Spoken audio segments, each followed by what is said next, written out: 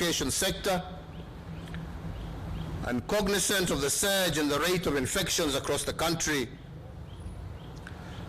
the Ministry of Education shall jointly, with all the stakeholders in the sector, today, but no later than tomorrow, notify the public on the resumption of the 2020 academic calendar for basic education as well as tertiary institutions.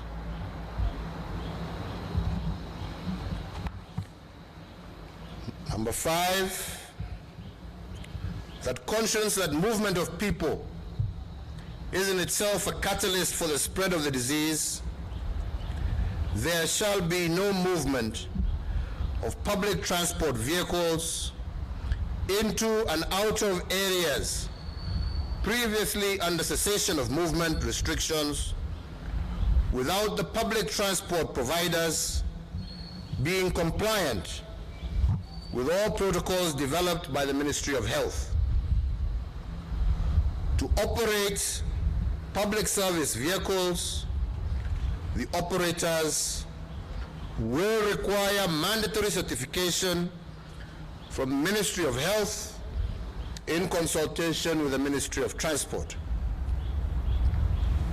Number 6, that local air travel within the territory of the Republic of Kenya shall resume effective Wednesday, the 15th of July, 2020, and again, in strict conformity with all applicable guidelines and protocols from both the Ministry of Health and our civil aviation authorities.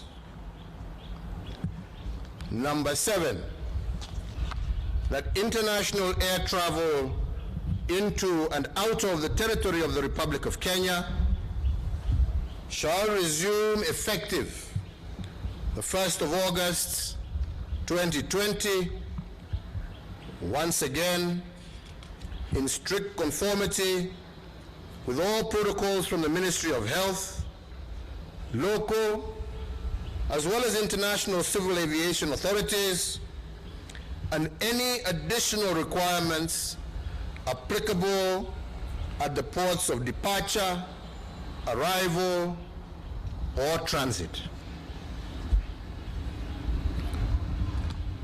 Number 8,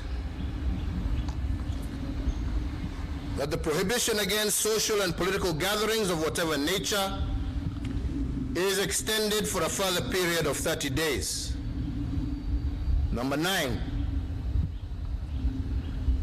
that the restriction of the operation of bars to takeaway only and the restriction of the number of persons who can attend weddings and funerals is extended for the further period of 30 days. And 10, that the Ministry of Health, in conjunction with the Ministry of Industrialization, Trade and Enterprise Development, shall establish protocols for the resumption of the importation and sale of imported second-hand clothing. Fellow Kenyans, as we implement the phased reopening, I remain alive to the economic and social challenges facing our country. We know that jobs have been lost and some businesses have closed and many livelihoods endangered. And this, unfortunately, is the sorry state of affairs across the entire world.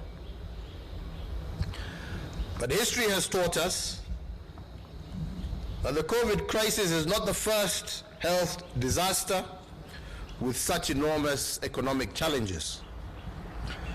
There were many more before this one. However, we must all be cognizant that those who overcame previous disasters and finished on top did so by first changing their mindsets. Put differently, it is not enough for the government to pump resources into the economy using stimulus instruments, as we have been doing. Such efforts will undoubtedly go to waste if people do not co-create solutions with the government. Those who overcame previous disasters in history did so because they acted as one. The people and their government entered into a joint venture in order to conquer the challenges that they had.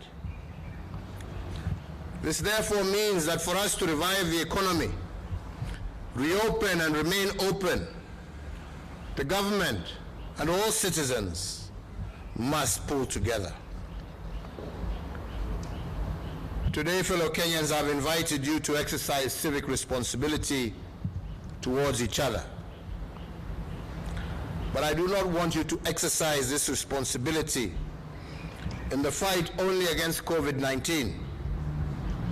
I want you also to have a shared responsibility with government in reviving our economy. And for us to do this, we must first, as I said before, change our national mindset. We have the opportunity to stitch a new national mindset and chart the future that is ahead of us.